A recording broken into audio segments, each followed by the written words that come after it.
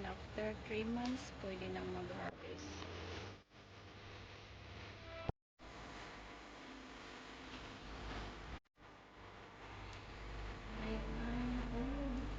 Sigarilyas.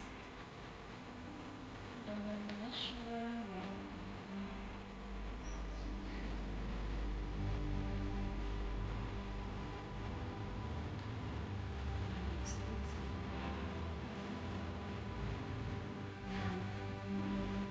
Sigarilyas.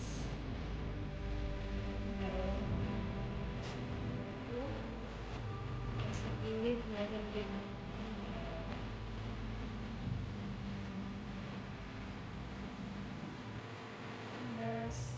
ang aking tanglad.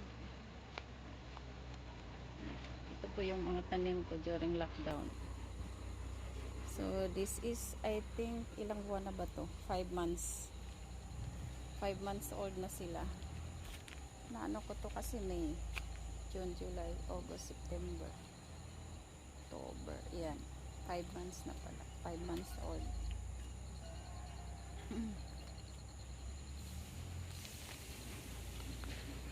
At saka dito din, tanim ko rin to, kamuting kahoy.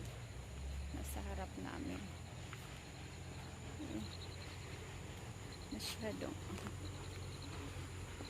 Yan. May kind of kamuting kahoy nasa harap din namin yan. Mayroon akong ilang puno ba to? Sa 2, 3, 4, 5, 6, 7, 8, 10. Puno ng kamuting kahoy. 5 months old. Siguro mga after 2 months, pwede ko na kong harvestin.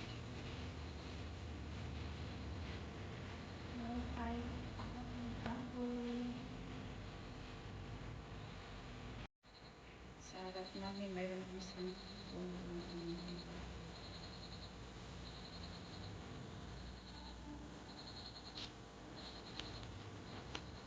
Or 5 months na ito. Very long time. Siguro after 3 months, bigyan ako mag-harvest.